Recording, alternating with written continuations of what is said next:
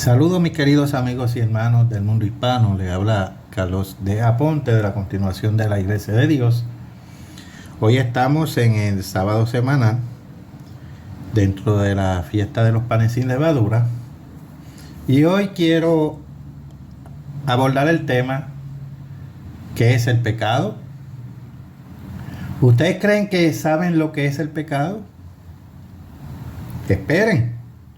La Biblia dice mucho sobre el pecado que se ha estado perdiendo.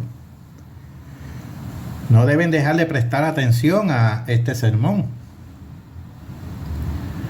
Mucho vemos y escuchamos hoy de predicadores en diferentes medios de comunicación que hablan sobre Jesús y enseñan que para obtener la salvación solo tienes que creer y será salvo usted y su casa, pero no enseñan la verdad de Dios y enseñan que no hay que obedecer la ley de Dios porque la ley dice que fue abolida. ¿Abolida por quién? Y ni tan siquiera enseñan qué es el pecado y sus consecuencias. ¿Saben ustedes lo que es el pecado? ¿Están seguros ustedes, hermanos, de que saben qué es el pecado? ¿Se dan cuenta de cuán amplio, cuán gigantesco y espantoso es el pecado? La mayoría de ustedes ya conocen la principal definición bíblica del pecado. Demos un repaso de esta definición, por favor. Pasemos a Primera de Juan, capítulo 3, versículo 4, de la versión Reina Valera de 1960. Primera de Juan, capítulo 3, versículo 4. Todo aquel que comete pecado infringe también la ley, pues el pecado es infracción de la ley. Ahora leamos esto de la versión traducción en lenguaje actual. Todo el que peca desobedece la ley de Dios, porque el pecado consiste en desobedecer a Dios. Pero eso no es todo lo que la Biblia dice acerca del pecado. ¿Sabían ustedes que la Biblia define el pecado de muchas maneras? La Biblia describe y define la violación de la ley en varias docenas de maneras. El tema del pecado llega a ser 50 veces gigantesco, amplio y feo. Si estudian la palabra de Dios, se quedarán asombrados. ¿Y sabían que todos los pecados se dividen en 3 tipos de categorías? El pecado es una trinidad. Vayamos a Primera de Juan, capítulo 2, versículos 15 y 16, por favor. Primera de Juan, capítulo 2, versículos 15 y 16. No améis al mundo ni las cosas que están en el mundo. Si alguno ama al mundo, aquí la palabra mundo es una palabra griega que se denota cosmos, que significa sociedad, camino de vida. El amor del Padre no está en él, porque todo lo que hay en el mundo, el cosmos, los deseos de la carne, los deseos de los ojos y la vanagloria de la vida no proviene del Padre, sino del mundo. ¿Aman ustedes su forma de vida? ¿Su manera de hacer las cosas? Si es así, Dios le dice a ustedes que aman a este mundo. Continuando en el versículo 17, y el mundo pasa y sus deseos, pero el que hace la voluntad de Dios permanece para siempre. Y este mundo está pereciendo, o como en el griego puede ser traducido, destruyéndose, como dice en la versión inglesa de la Biblia King James. Pasa, se desvanece, debes abandonar tu camino o ustedes también perecerán. Ahora noten que Juan divide cada cosa en el mundo en 3 clases o categorías. El versículo 16, 3 divisiones. La número 1, los deseos de la carne. Esta lujuria particular es esa atracción, anhelo, la poderosa tentación de satisfacer y complacer al cuerpo. Recuerden, la lujuria es un deseo ilegal de satisfacer, no solo el normal, lícito deseo de estar cómodo. Dios quiere que estemos cómodos, que prosperemos y que estemos en buena salud. Veamos eso en 3 de Juan 2. Amado, yo deseo que tú seas prosperado en todas las cosas, que tengas salud, así como prospera tu alma. Ahora, la segunda que enumera el apóstol Juan, los deseos de los ojos. Aquí está otro deseo ilegal, pero esta vez a través de los ojos. Nuestros ojos se enfocan en cosas que no nos pertenecen. Entonces pensamos, eso sería bueno, no me gustaría tenerlo. No me gustaría poner mis manos sobre eso. Nuestros ojos nos incitan a la lujuria y a la codicia y la envidia. Esos son los deseos de los ojos. Y la tercera que enumera Juan es la vanagloria de la vida. Juan está hablando aquí de la vida física. La palabra original de Juan para vanagloria significa orgullo, vanidad, jactancioso, fama, presunción, grandeza y esplendor. Creerse superior a los demás, exaltado sentimiento que experimentan todos los seres humanos. La vanagloria de la vida es esa, cálida, buena, elevados sentimientos de autosatisfacción que tenemos cuando alguien nos da una palmadita en la espalda, cuando alguien nos dice que somos bastante buenos. Vamos, hermanos, admítalo. Nosotros todos hemos experimentado el orgullo de la vida, la vanidad de la vida, la vanagloria de la vida. En algún momento de nuestras vidas, o no lo han tenido, pensamos en el fondo que estábamos en lo correcto en nuestra forma de ser, pero estábamos equivocados.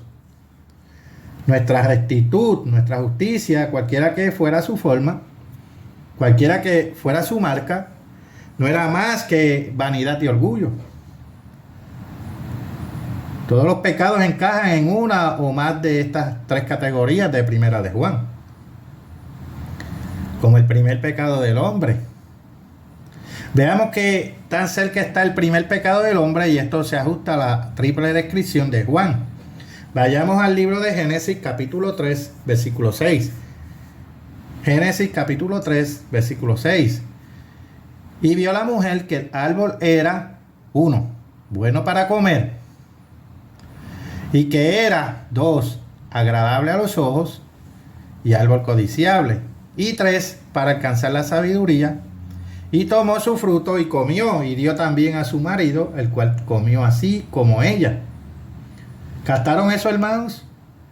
Eva no estaba satisfecha con la comida que Dios le daba.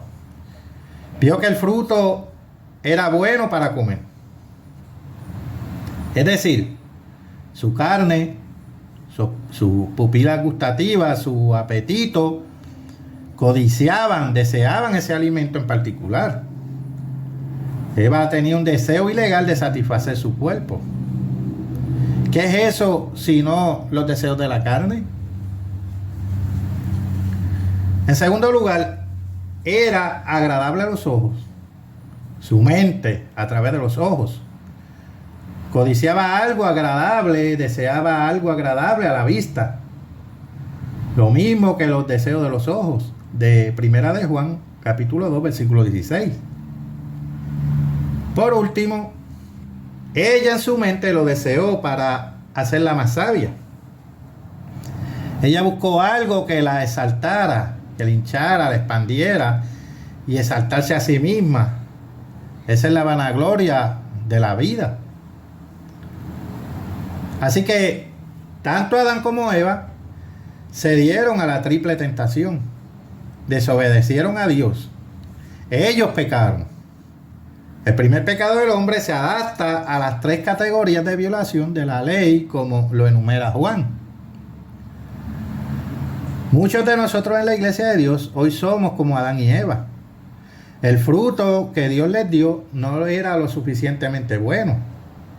Siempre es el fruto prohibido el que nos atrae.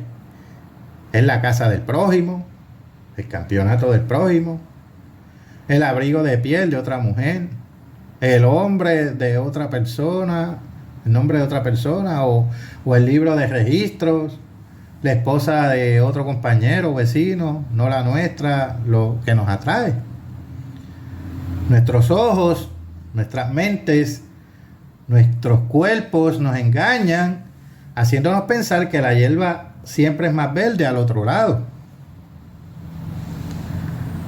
Ahora sabemos cómo el pecado afectó a nuestros primeros padres. Sigamos leyendo a través de la Biblia para ver cómo el pecado nos afecta hoy. Debemos saber más acerca del pecado para desarraigarlo. El pecado tiene muchas facetas, muchas caras. La Biblia utiliza varias palabras para pecado. En los textos originales, mostrando diversos matices de significados, Dios nos muestra que el pecado es complejo, no tan simple como pensamos. Analizaremos algunas de las palabras pecado para ver qué especial faceta de pecado Dios está enfatizando. Recuerden una cosa antes de continuar. Todas estas palabras pueden traducirse correctamente como pecado.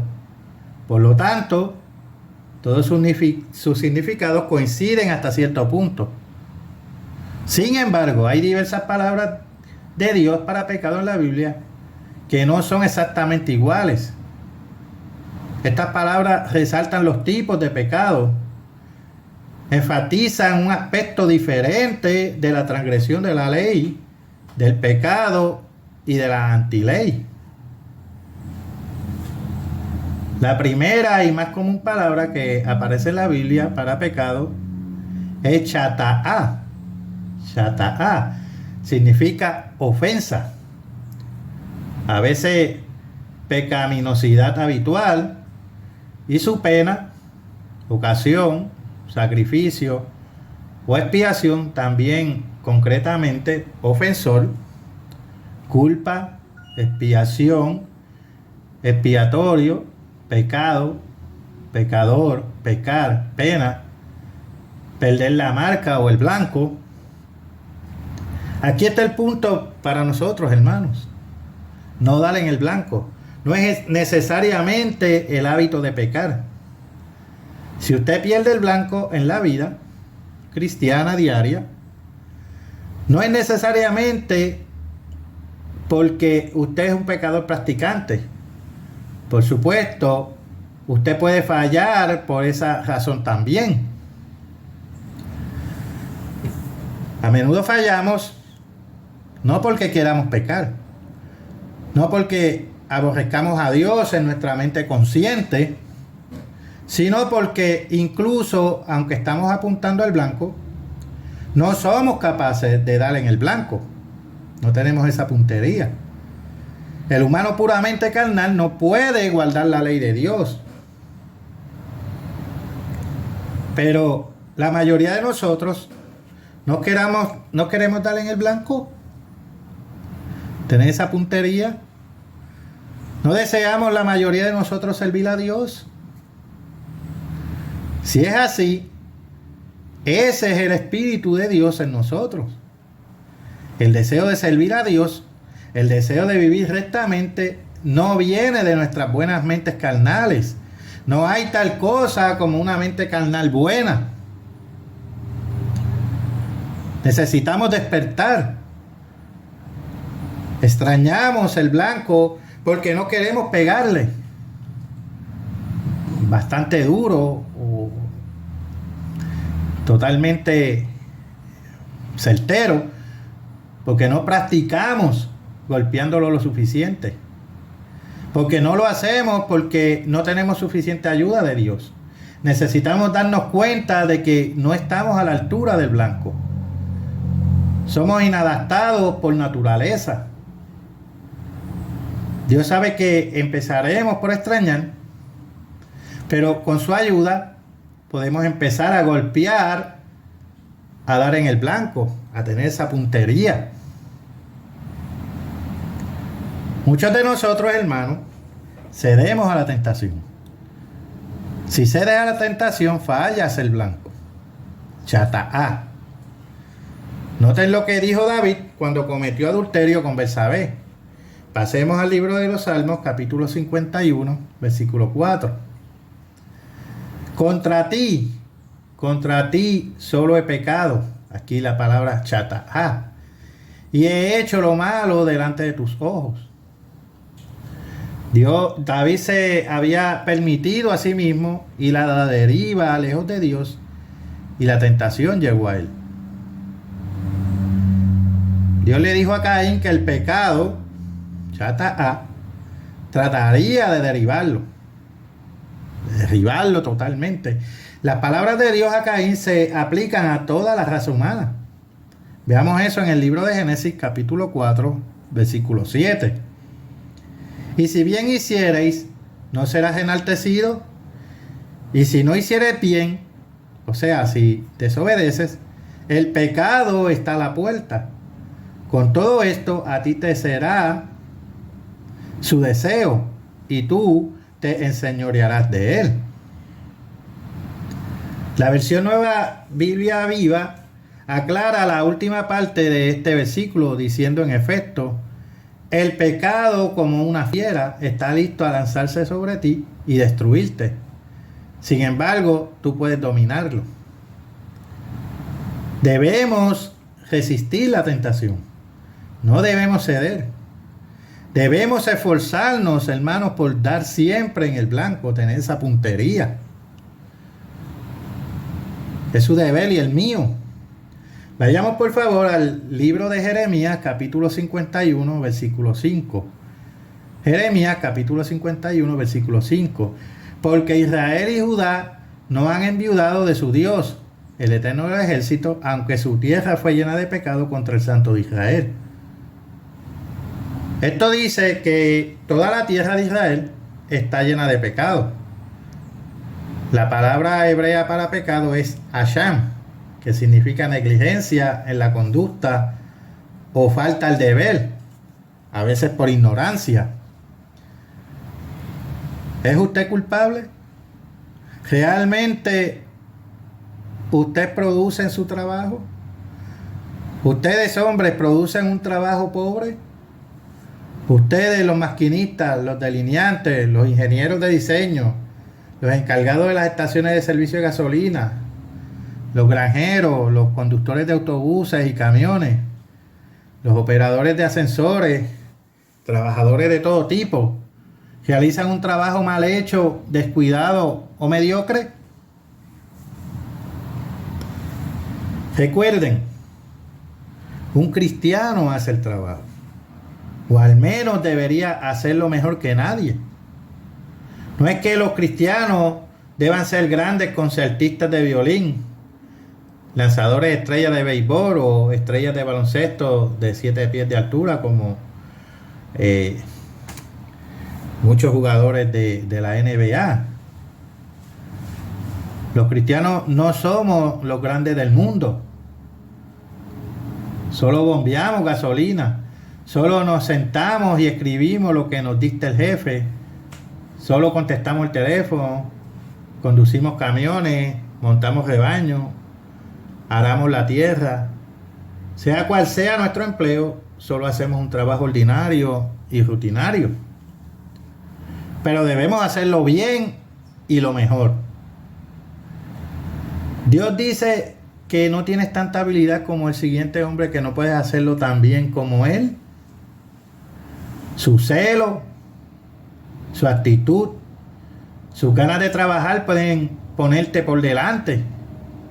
Recuerden que compites contra ti mismo, no contra el otro. ¿Qué le parece el fraude salarial? ¿Ponchan un poco antes de su tiempo? ¿Antes o a la hora de salir? ¿O antes de empezar a trabajar? ¿Hacen ustedes el trabajo como les gustaría hacerlo para ustedes mismos, para Cristo? ¿Qué hay de ustedes, mujeres? ¿Mantienen sus hogares descuidados? ¿Viven con un baño sucio o una cocina desordenada? ¿Está usted realmente produciendo como esposa o está fallando en tu deber vergonzosamente? ¿Algo o nada? Otra palabra muy común en el Antiguo Testamento para pecado es Abén. Nada, vanidad. Nada, vanidad, vacío, muy a menudo relacionado con la idolatría. Un ídolo es nada y vanidad. Recuerden, un ídolo es cualquier cosa en tu mente superior a Dios o cualquier cosa que amen más que a Dios. Ahora vamos a ir al libro de Primera de Samuel, capítulo 15, versículos 22 y 23, comenzando del versículo 22. Y Samuel dijo: se complace el Eterno tanto en los holocaustos y víctimas como en que se obedezca a las palabras del Eterno. Ciertamente el obedecer es mejor que los sacrificios y prestar atención que la grosura de los carneros. Porque como pecado de adivinación es la rebelión, y como ídolos e idolatría la obstinación. Por cuanto tú desechaste la palabra del Eterno, Él también te ha desechado para que no seas rey. Abén, esta palabra aparece en la frase: la obstinación es como la iniquidad, Cabén. Y la idolatría. La Biblia dice que es terquedad, que es vanidad y una forma de idolatría. Noten cómo el concepto de idolatría, pecado de tipo Abén, ayuda a explicar Isaías capítulo 1 versículo 13. No me traigáis más vana ofrenda, el incienso me es abominación, luna nueva y el día de reposo, el convocar asambleas, no lo puedo sufrir. Abén, son iniquidad vuestras fiestas solemnes. ¿Recuerdan la famosa reprimenda de Cristo a los falsos ministros en su Sermón del Monte? Quizás no sabían que parte de su condena es una cita del Antiguo Testamento. Vayamos al libro de los Salmos. Salmos capítulo 6, versículo 8. Apartaos de mí, todos los hacedores de iniquidad. Abén, en hebreo, citado en el Salmo 6, versículo 8, los falsos ministros siguen trabajando la idolatría, que es Abén, en sus vidas hoy en día. ¿Ustedes siguen siendo testarudos, obstinados? ¿O es su marca particular vanidad, idolatría personal? ¿Ha observado alguna vez usted a las mujeres que leen revistas feministas o a las mujeres que hoy parece gustarle el aspecto de 12 pulgadas de ancho? Dicen las mujeres mientras escudriñan celosamente a las modelos vestidas en trajes de saco. Sin embargo, los hombres dirán: sí, las mujeres de todas las cosas extrañas tienen celos de otras mujeres. Les encanta copiar a otras mujeres. Ellas quieren saber qué lleva puesto Jennifer López o lo que lleva puesto Kim Kardashian o Shakira o alguna otra famosa. Y eso es vanidad. Vanidad de vestidos. Pasa por los globos oculares, pasa detrás de los ojos, se mete dentro de la mente e infla el cerebro con grande inflamación. Rosadas nubes hinchadas de vanidad. Nada. Amén. Muchos otros pecados comunes vienen bajo Abén. Alardear de nuestros hijos, frivolidad o tonterías, etc. Pero pasemos a la siguiente palabra, recordando una cosa: o usted heredará todo. Eso es algo. O nada. Abén. Eso es pecado. Excentricidad. La vanidad no es todo lo que está mal en nuestra sociedad. Satanás está tergiversando todo lo que él puede. Locas, raras, extravagantes, fuera de lo común, perversa. Eso describe a nuestra sociedad. Abón significa exactamente eso, perversa o perverso. El significado de la raíz de esta palabra es estar doblado, estar torcido fuera de lugar. ¿Qué hay de nuestra música moderna? ¿Han escuchado algunos de los extraños y extravagantes, sí, diabólicos ruidos modernos? Parece que el objetivo de los compositores modernos es hacer chocar y discordar tantas notas como sea posible. ¿Qué me dicen de la música moderna, de estos grupos raros y traperos y raperos, y los bailes que los acompañan, lo que ellos hacen, el perreo y esas cosas así por el estilo? Algunos son inofensivos, otros no tanto, pero todos están fuera de lo común, y otros son escandalosamente ofensivos. Si tienen la oportunidad, comparen estos bailes modernos con algunos de los reportajes y noticiarios que muestran danzas tribales, paganas, africanas. Les sorprenderá la similitud. Dios sabía que esta última generación retorcería las leyes naturales y la belleza natural para un uso equivocado. Y es por eso que Él inspiró la palabra Abón para describir nuestros pecados de hoy. Por favor, ahora veamos otra escritura aquí. Vayamos al libro de Jeremías, capítulo 16, versículo 10 al 13. Y acontecerá que cuando anunciéis a este pueblo todas estas cosas, te dirán ellos: ¿por qué anuncia el Eterno contra nosotros todo este mal tan grande? Aquí aplica Abón. ¿Qué maldad es la nuestra o qué pecado? Y aquí en esta aplica Chatá. Es el nuestro que hemos cometido contra el Eterno nuestro Dios. Entonces les dirás: porque vuestros padres me dejaron, dice el Eterno, y anduvieron en pos de dioses ajenos, y los sirvieron, y ante ellos se postraron, y me dejaron a mí, y no guardaron mi ley. Y vosotros habéis hecho peor que vuestros padres, porque he aquí que vosotros camináis cada uno tras la imaginación de su malvado corazón, no oyéndome a mí. Por tanto, yo os arrojaré de esta tierra a una tierra que ni vosotros ni vuestros padres habéis conocido. Y allá serviréis a dioses ajenos de día y de noche, porque no os mostraré clemencia. El cautiverio nacional va a venir sobre los Estados Unidos a causa de la violación de la ley, debido a Abón, a la perversión. Sí, Dios sabía que se nos ocurriría un arte moderno, loco y fuera de lo común, música extraña y bailes lujuriosos. Dios sabía que desnudaríamos a nuestras mujeres, les cortaríamos los vestidos por encima de las rodillas para incitar la lujuria de los hombres. Dios nos llama correctamente pueblo cargado de maldad, Isaías capítulo 1 versículo 4.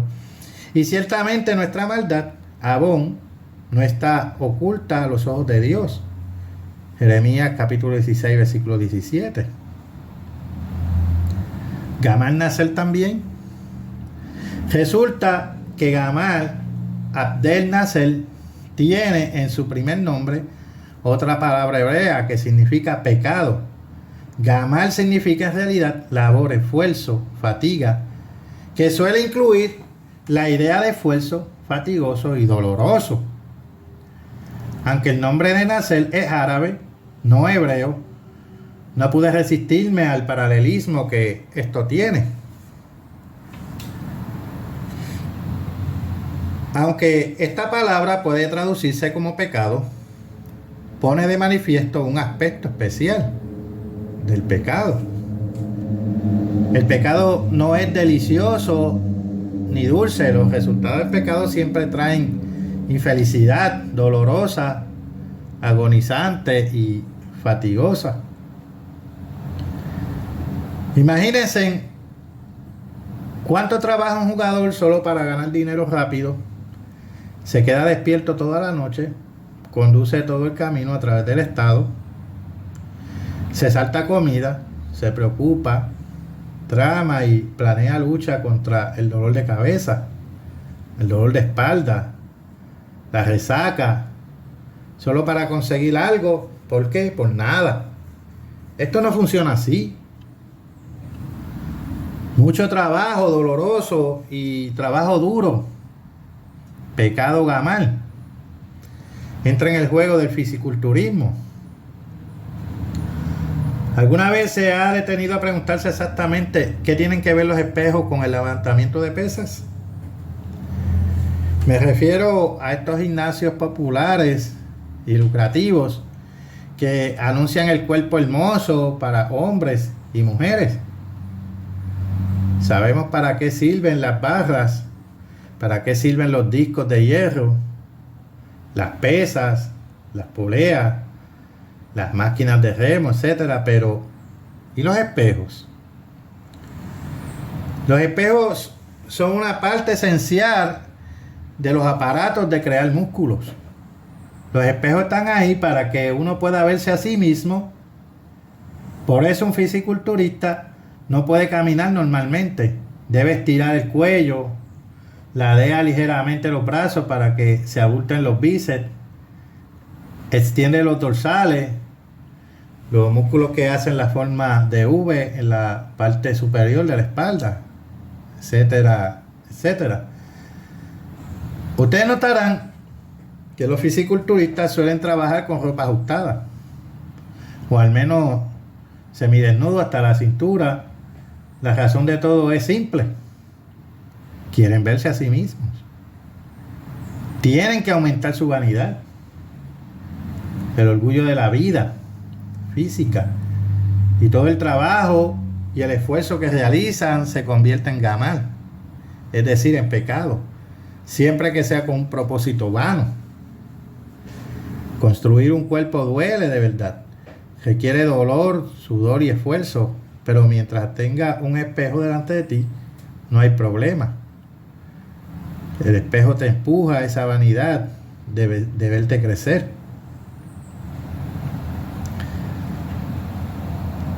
El trabajo que implica hacer trampa es fenomenal. Se necesita un gran esfuerzo, mucha fatiga visual, una pluma muy fina para escribir respuestas y fórmulas, en un despliegue de piel en la palma de la mano. ¿Quién no había hecho eso en sus colegios, escuelas, que tenían un examen y se apuntaban las respuestas en la palma de sus manos y lograban hacer trampa copiándose? Deténgase a preguntarse cuánto esfuerzo ustedes están poniendo solo para eludir la ley. Se necesita dolor y trabajo, gamal, para eludir las leyes de Dios, las leyes del hombre. Deje de ser un tramposo y solo guarde la ley de Dios. Bueno, como el oro, como antes se decía, érase una vez que los hombres solían mantener su palabra. Esto suena como un cuento de hadas, ¿no es así? Ahora, un cuento de hadas porque hoy en día tan pocos hombres cumplen su palabra. Si eres desleal, infiel, pérfido o hipócrita, estás pecando. Estás ma'alim. Ma'al es una palabra hebrea que significa actuar a traición, de manera encubierta o fraudulenta. Esta palabra se usa para el adulterio, que es una forma de deslealtad y deshonestidad, y el adulterio llena nuestra nación. Los cautivos que regresaron de Babilonia bajo Esdras habían transgredido mal al tomar sus esposas extrañas y así actuar traicionera y pérfidamente contra Dios Todopoderoso, como dice en Esdras capítulo 10, versículo 10. Puede que no seas adúltero, pero ¿hasta qué punto es buena tu palabra? ¿Debería ser buena como el oro? Se supone que los cristianos deben dar tanta importancia a su palabra como para volver a los viejos tiempos de érase una vez. ¿Estás dispuesto a sufrir para cumplir tu palabra? Dios lo está. La palabra de Dios nunca falla. Tus testimonios son muy firmes. Salmo capítulo 93, versículo 5. Pregúntense, ¿cuál leal es usted a la obra de Dios? ¿Es leal solo mientras le conviene? ¿O está usted como David lo estaba, dispuesto a hacerse daño a sí mismo, a sufrir pérdidas, a sacrificar lo que sea, antes que ver cómo la obra sufre pérdidas? Y ante el juez y los magistrados, ¿qué tal ante la policía, la profesión médica o el jefe? Si usted es leal, Dios le recompensará. Si usted no es leal, es un pecador, es culpable de mal. Ahora pasemos a 2 de Crónicas, capítulo 26, versículos 16 y 18. Mas cuando ya era fuerte, su corazón se enalteció para su ruina, porque se rebeló contra el Eterno su Dios, entrando en el templo del Eterno para quemar incienso en el altar del incienso. Y se pusieron contra el rey Usías y le dijeron: no te corresponde a ti, oh Usías, el quemar el incienso al Eterno, sino a los sacerdotes, hijos de Aarón, que son consagrados para quemarlo. Sal del santuario, porque has prevaricado, y no te será para gloria delante del Eterno Dios. Cuando el rey Usías salió de su cargo y trató de ganarse el favor de Dios, quemando incienso, Azarías y los sacerdotes condenaron a Usías por traición, infidelidad y lealtad, diciéndole: porque has prevaricado, o sea, mal. Otro pecado común que entra dentro de esta categoría es la picardía y el hurto. ¿Has roto todos sus hábitos de hurto? Debes entrenar a tus hijos contra ese vicio también. El hurto y el engaño son muy comunes entre los niños. ¿Suficiente? ¿Está usted cansado de leer sobre el pecado? ¿Lo ha tenido suficiente? Dios ha tenido suficiente. Dios está harto de pecado. Cristo está ocupado preparando un mundo nuevo que acabará gradualmente con el pecado. Bien, ahora Cristo está purgando el pecado de la iglesia. Usted necesita leer aún más acerca de los muchos lados del pecado catalogados en la Biblia. Ahora tiene mucho en lo que trabajar.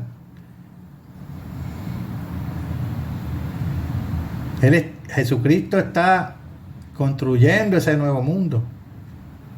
Estar con Cristo en ese nuevo mundo que Él está construyendo en nuestro norte. Usted tiene mucho en qué trabajar ahora.